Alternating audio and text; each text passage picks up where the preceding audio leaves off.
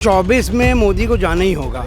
जो काम कर रहे हैं वो किडनैप करके डेमोक्रेसी खत्म कर रहे हैं। हम लोग वोट डाल के देंगे सपा के कैंडिडेट को, आप बंदूक और ईडी लगा के अपने पास खरीद लोगे। मोदी सरकार तो हम कह नहीं सकते, नहीं तो यही 400 का पेट्रोल हो जाएगा और 1000 वाला जो सिलेंडर है वो 4000 तक पहुंच जाएगा। एक व्यक्ति बेईमान है इस देश का, इसलिए नरेंद्र मोदी उसका पूरा फायदा उठा रहे हैं, भारतीय जनता पार्टी उठा रहे हैं। केवल विपक्ष को देख लो, किसी और को देख लो, उनको पकड़ लेंगे। उनके लिए सीबीआई भी है, सारी एजेंसियां हैं, लेकिन इनकी सरकार के जो नुमाइंदे हैं वही भ्रष्टाचार करा रहे हैं। मेरे हिसाब से तो 400 पार क्या 200 भी पार नहीं होना चाहिए। मुंह से गारंटी है, विज्ञापन में गारंटी है, लेकिन जनता इनकी गारंटी स्वीकार करने को तैयार नहीं है। नमस्कार, मैं हूं हयात अब्बास और आप देख रहे हैं 4PM न्यूज़ नेटवर्क। और लोकसभा चुनाव में बहुत कम समय रह गया है। राहुल गांधी की यात्रा का लोगों पे असर भी पड़ रहा है। यूपी के बाद जिस तरह से उनकी यात्रा यूपी आई, दूसरे राज्यों के बाद अब यूपी का क्या मिजाज है, क्योंकि यूपी के मिजाज जानना बहुत ज़रूरी है। कहते हैं कि अगर दिल्ली के सियासत पे बैठना हो तो उत्तर प्रदेश के रास्तों से होकर गुजरना पड़ेगा। उत्तर प्रदेश की जनता क्या कुछ सोच रही है। एक तरफ मोदी जी हैं जो 400 पार का नारा दे रहे हैं, दूसरी तरफ इंडिया गठबंधन। लेकिन बड़ा सवाल ये है कि राज्यसभा चुनाव जब होता है और वहाँ पे क्रॉस वोटिंग हो जाती है, ये तो किसी से भी नहीं छुपा। लेकिन खैर, कुछ विधायक हैं जो सपा में भी चले गए। क्या कुछ है राजनीति, क्या माहौल बन रहा है, ये जनता ही बताएगी। क्या माहौल बन रहा है 24 में, क्या लगता है? देखिए, 24 में मोदी को जाना ही होगा। जो काम कर रहे हैं वो किडनैप करके डेमोक्रेसी खत्म कर रहे हैं। To help with the democracy, to help with the institutions, to help with the honesty, be corrupt, be fraud and win the election. ऐसा नहीं चलेगा। आपको ये बताना पड़ेगा कि आपने जो फ्रॉड को किडनैप कर लिया है, आप इलेक्शन हमारी जनता ने वोट दिया है। जनता वोट आप इस तरीके का यूज़ नहीं कर सकते। जनता वोट देती है। आप ये अपने गुजरात का बताइए। गुजरात के आपके 300 स्कूल एक ही कमरे में चल रहे हैं। क्या आप कर रहे हैं? आपके 300 जो स्कूल होते हैं वो एक ही क्लास में चल रहे हैं और 1400 आप जगह खाली है। आप इलेक्शन हार रहे हैं। आपने ड्रग्स पोर्ट पे आ गया 350 करोड़ का, बताइए किसका है वो? गुजरात में क्यों आ रहा है बार बार 350 करोड़ का? ये सवाल करती है। आप जनता का पैसा लेकर बैठे हैं और जनता जिसको जिता के ले जाती है आप उसको खरीद लेते हैं। इस तरीके से होगा? चुनाव आयोग को देखना पड़ेगा। ये चोरी जो कर रहे हैं आप, बैठ के पैसा रिश्वत का लिए हुए हैं, और हम लोग इलेक्शन आपके सिद्धांत के विरुद्ध हम जिता रहे हैं अपने कैंडिडेट। लेकिन सर, बड़ा सवाल तो यही है कि चुनाव बहुत करीब है और अखिलेश यादव को भी समन पहुंच जाता है सीबीआई का खनन वाले मामले में। तो क्या विपक्ष अगर जेल के पीछे होगा तो चुनाव में फिर कौन लड़ेगा? कौन? देखिए, साम दाम दंड भेद सब इस्तेमाल कर रहे हैं। आप ऐसे ही जीत जाओ ना। हिटलर शाही है ये तो हिटलर शाही है। आप मत लड़ाओ, इलेक्शन बेकार लड़ा रहे हो। आप डंडा लेके खड़े हो, सीबीआई लेके खड़े हो, ईडी लेके खड़े हो। आज आपका बता दें, डेमोक्रेसी इंडेक्स का हमारा 0.69 हो गया है। जो कब था 75 में इमरजेंसी के टाइम, उसके आसपास हम लोग पहुंच गए हैं डेमोक्रेसी में। अब डेमोक्रेसी बची नहीं है। हमको पता है कि हम जो भी जिताएंगे, आप गोली लगा के उसको जीत ही लोगे, तो फिर आप ही इलेक्शन जीत लो। आप क्यों बोलते हो डेमोक्रेसी है? क्यों वोट डालें हम लोग वोट डाल के देंगे सपा के कैंडिडेट को, आप बंदूक और ईडी लगा के अपने पास खरीद लोगे। ये ऐसा थोड़ी है। पैसा आपके पास हराम का आ रहा है। आपने 30 कंपनी में 350 करोड़ ले लिया। क्यों ले लिया? आपने 30 कंपनी से 350 करोड़ लिया है। आपको चुनाव आयोग बताएगा। आप चोरी करके जीत नहीं सकते। जनता आपके खिलाफ है।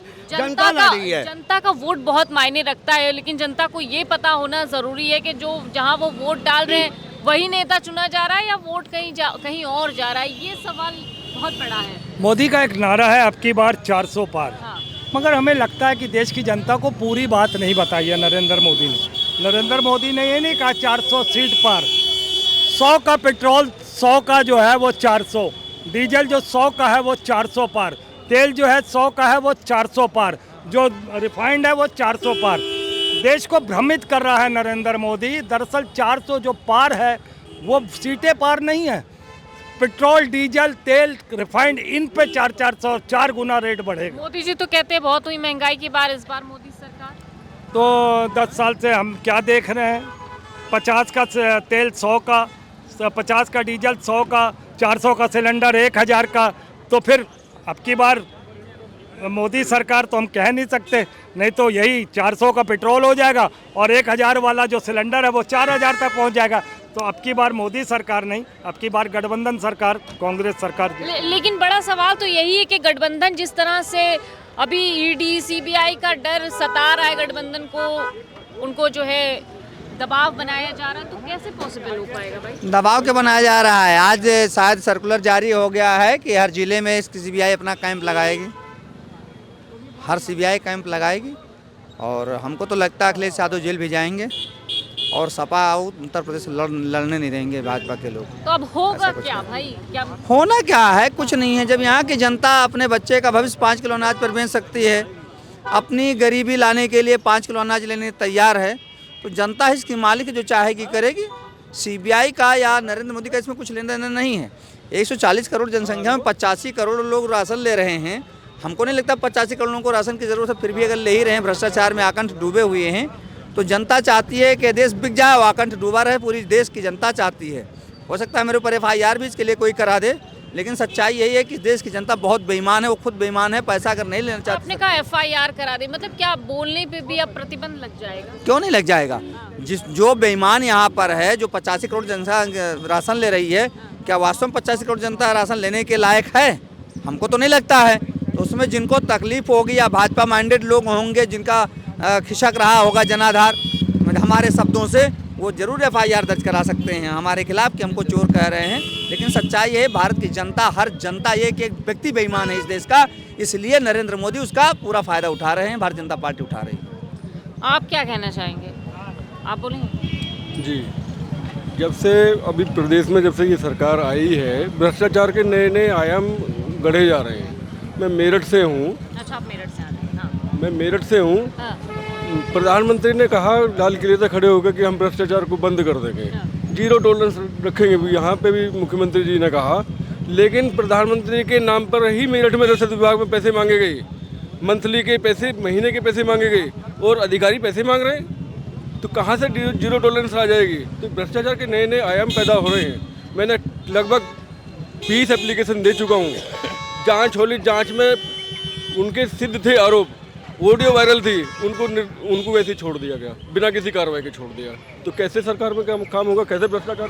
जबकि मोदी जी तो कहते हैं भ्रष्टाचार खत्म हो गया हमारी सरकार में। भ्रष्टाचार, सारे भ्रष्टाचार, जितने भी भ्रष्टाचारी थे वो विपक्ष में। भ्रष्टाचार तो व्यक्ति विशेष में दिखाई दे रहा है केवल, लेकिन जो अधिकारी भ्रष्टाचार कर रहे हैं वो किसी को नहीं दिखाई दे रहा है। मैंने कम से कम 50 एप्लीकेशन मैंने मुख्यमंत्री जी को भी दे लिया, आज तक कोई भ्रष्टाचार पर कोई कार्रवाई नहीं की गई। ये चल रहा है सरकार में। केवल विपक्ष को देख लो, किसी और को देख लो, उनको पकड़ लेंगे। उनके लिए CBI भी है, सारी एजेंसियां हैं, लेकिन इनकी सरकार के जो नुमाइंदे हैं वही भ्रष्टाचार करा रहे हैं। मेरे पास साक्ष्य है, मैं आपको अभी ऑडियो सुनवा देता हूँ जिसमें प्रधानमंत्री के नाम पर पैसे मांगे गए। आप अपने कैमरे पर चला लें। खाद्य रसद विभाग में जहाँ गरीबों का अनाज बचता है, 3 ट्रक की कालाबाजारी हुई, उसमें ट्रकों के नंबर कार में तब्दील कर दिए गए। वो आज भी वहीं बैठे हुए हैं, जो नंबर चेंज करने वाले, जिन्होंने स्कूटर के, मोटरसाइकिल के नंबर जांच में लिख दिए। कैसे जांच में ट्रकों के नंबर बदल गए? ये तो बड़ी जादूगरी है। तो खाद्य रसद विभाग में भी बड़ी जादूगरी चल रही है। और उत्पीड़न की जहाँ तक बात है, जो ईमानदार कर्मचारी हैं उनका उत्पीड़न हो रहा है। मैं एक IAS के द्वारा एक व्यक्ति को स्पष्ट रूप से व्हाट्सएप पर ये लिखा जा रहा है कि इसके पे SC/ST लगाइए, तो सामान्य वर्ग का तो बहुत ज़्यादा उत्पीड़न हो रहा है। कोई कार्रवाई उसके खिलाफ नहीं की गई, बल्कि उनको और उपकत कर दिया जाता है। शासनादेशों के विरुद्ध काम करने वालों को प्रमोटेड किया जाता है। मतलब ये कहना गलत नहीं हुआ कि देश का हर तबका परेशान है मौजूदा सरकार के कारनामों से, तो फिर मोदी जी ये नारा क्यों देते हैं कि वो 400 पार करेंगे? 400 पार एक नंबर गेम चल रहा है केवल। अब जनता 400 पार कराएगी या नहीं कराएगी, ऐसा उत्पीड़न सहन करके, ये तो अलग ही बात है। मेरे हिसाब से तो 400 पार क्या 200 भी पार नहीं होना चाहिए, क्योंकि जब तक भ्रष्टाचार पर कार्रवाई नहीं होगी, आम जनता को कार्रवाई होती नहीं दिखाई देगी। हम लोग, मैं सोशल वर्कर हूँ, मैंने 2022 में मुद्दा उठाया, इन्होंने मेरठ में 70% ट्रांसफ़र कर दिए पैसे लेके, आज तक कोई कार्रवाई नहीं IGS पर पड़ा है। 2 साल हो गए, कोई जांच नहीं हो रही।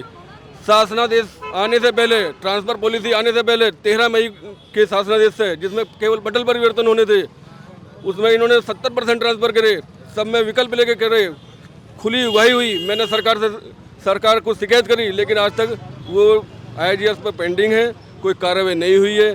तो ऐसे जनता कैसे पार करेगी 400? ये तो समय बताएगा। देखिए, हमारे बड़े भाई कह लीजिए या बड़े बूढ़े कह लीजिए, इन्होंने जो बात कही एक्चुअली में वो सही है। और देश के अंदर एक ऐसा माहौल तैयार किया जा रहा है या फिर बनाया जा रहा है कि पर्टिकुलर किसी सिंगल चेम्बर को ही प्रमोट करने में सभी लोग लगे हुए हैं। लेकिन ये देश जो है लोकतांत्रिक देश है, मिक्सअप है सभी रिलीजन्स का।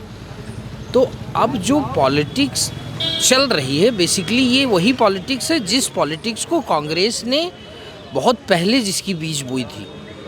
और इनके पाले में अगर ये गोटी आई है तो अब आप कल राज्यसभा का चुनाव देख लीजिए। बीजेपी में भी दो तरीके के पाले थे, एक तो उनके खुद के किए हुए वोटिंग्स थे और एक क्रॉस वोटिंग्स थे। तो क्रॉस वोटिंग के जरिए ये दिखाया जा रहा है कि राजनीति में जो कद्दावर सियासतदार हैं उनकी तरफ ही ज़्यादा नेताओं का झुकाव है, ना कि जनता का झुकाव किसकी तरफ है। ये चीज़ विदाउट डिसीजंस के अलमाइट की जा रही है। और मेरा जहाँ तक मानना है कि ऐसी चीज़ों में देश के अंदर कितने भी वर्ग को बहलाने की फुसलाने की कोशिश की जाती है, लेकिन आज के समय ऐसा नहीं। कोई भी अगर निचले तबके का व्यक्ति शोषित है तो वो ज़रूर अपनी स्थिति चेंज करने के लिए सोचेगा। और जो रही कि वोटिंग फैक्टर की बात, तो मैं एक चीज़ अभी भी मानता हूँ कि दलित और पिछड़ों की जितनी भी वोटिंग शेयर्स हैं भारत के अंदर, वो किसी भी संवैधानिक और लोकतांत्रिक कुर्सी को चेंज करने के लिए बहुत है। तो कोई सरकार इस गलत फहमी में ना रहे कि सियासत उसकी दी हुई जागीर है। मतलब बदलाव के तरफ जा रही है जनता, ऐसा लगता है कि बदलाव हो। बिल्कुल बदलाव की तरफ जाएगी। आप कर्नाटक देख लीजिए और जो अदर चेंबर्स हैं वहाँ से भी विरोध की हवा उठ रही है। लेकिन समस्या ये नहीं है, समस्या यही है कि जनता भी सोचती है कि मान लो ये जाएंगे तो इनके अल्टरनेटिव कौन सा आएगा। तो विपक्ष को भी चाहिए कि अपने दमखम के साथ विश्वास जताए जनता के ऊपर और चुनाव में ज़्यादा से ज़्यादा मंडीट मिली। चाचा खड़े हुए हैं, क्या लगता है सर बदलाव होगा इस बार? बदलाव होगा, जनता मूड बना ली है। क्यों बदलाव होना क्यों ज़रूरी है? बदलाव इसलिए होना ज़रूरी है कि एक तरफ देश का राजा गारंटी दे रहा है, गारंटी का दावा दे रहा है, लेकिन जनता उनकी गारंटी को स्वीकार करने वाली नहीं है। आज ये दावा कर रहे हैं कि मैं बहुत अच्छी चमकती हुई सड़क बनवा रहा हूँ, हाईवे का निर्माण कर रहा हूँ, रिंग रोड बना रहा हूँ, ये बना रहा हूँ, वो बना रहा हूँ। कुछ एजेंसियाँ हैं जो उनसे मिल करके पैसा कमा रही, लेकिन रोड तो बन रहे हैं, लेकिन नौजवानों के चेहरे पर मुस्कान नहीं, मुस्कान गायब। एक तरफ दावा कर रहे हैं कि 125 करोड़ देशवासियों को मैं सुरक्षित रखा हूँ, खुशहाल रखा हूँ, लेकिन अगर 125 करोड़ देशवासी अगर खुशहाल होते आपके 10 साल के शासनकाल में, तो आप 80 करोड़ जनता को जो राशन देने का दावा करते हैं, आखिर क्यों? अगर देश खुशहाल है तो राशन देने के क्या सवाल है भाई? आप राशन दे करके आप छुपाना चाहते हैं और लोगों को लोभी बनाना चाहते हैं। लोभी आप डिक्लेयर कर दिए कि देश के 80 करोड़ भिखमंगे हैं हमारे देश में। हमारे नज़र से तो ही रहना चाहिए। आज देश के नौजवान रोजगार मांगने सड़कों पर जाते हैं तो इनकी पुलिस पीटती है, उनकी बात कोई सुनने वाला नहीं होता कि उनसे जा कर के सरकार का प्रतिनिधिमंडल बात करे, उनकी समस्या को सुने। उनको समस्या को सुना नहीं जाता। आंगनबाड़ी करती हैं, हमें महिलाओं से संबंधित जो लोग हैं, आंगनबाड़ी के लोग हैं या और भी जो हैं अध्यापिकाएँ हैं, जो कि आधी आबादी है, सड़कों पर जाती है अपनी मांग को लेकर के, अपनी मानदेय बढ़ाने के लिए, अपनी समस्या को लेकर के आती है राजधानी के सड़कों पर। तो जो यहाँ प्रदेश का राजा जो हमारा है, वो कहता है कि हमारे यहाँ सब सुरक्षित है, कोई भय नहीं है, डर नहीं है, लेकिन भय तो बना हुआ है कि आधी आबादी के महिलाओं को जो समाज बनाने में जुड़ी हुई हैं, उनका बाल घसीट करके लखनऊ और दिल्ली के सड़कों पर उनको घसीटा जाता है और मारा जाता है। ये नहीं पूछा जाता है कि तुम्हारी समस्या क्या है। तो गारंटी मुंह से है, मुंह से गारंटी है, विज्ञापन में गारंटी है, लेकिन जनता इनकी गारंटी स्वीकार करने को तैयार नहीं है। अब 370 का एक तरफ दावा कर रहे हैं कि प्रत्येक, देखिए जुमला है 370 धारा के बहाने अब ये आकर के यहाँ पर फंसा रहे हैं मामला कि 370 याद दिला रहे हैं, जान रहे हैं कि जनता लोग भी ये फंसेगी। 370 प्रत्येक बूथ पर पाना है, अपने लोगों से कह रहे हैं कि 370 प्रत्येक बूथ पर पाना है। लेकिन मेरा जहाँ तक अनुमान है, हम गांव से जुड़े हुए लोग हैं, हम लोग गांव में सोशल वर्क करते हैं, समाज सेवा से जुड़े हुए लोग हैं। मेरा दावा है कि 70 भी अगर इनको प्रत्येक बूथ पर मिल जाए, अगर इनको डर नहीं रहता, भय नहीं रहता, तो 370 वोट के याद और 370 धारा की याद क्यों दिलाते? 370 धारा के बहाने 370 वोट का याद क्यों दिलाते? इनको डर है 70 से भी अधिक इनका वोट प्रत्येक बूथ पर नहीं होगा। और इतना बड़ा बदलाव होगा, जिस तरह अरविंद केजरीवाल चुनाव लड़े थे, आपको याद होगा और अनुमान लोग लगा रहे थे, गणितज्ञ, एक से राजनीतिक गणितज्ञ, कि वहाँ पर बीजेपी की गवर्नमेंट बनेगी, लेकिन इनको 4 और 5 सीट आया, बाकी सीट अरविंद केजरीवाल लेकर के चला गया।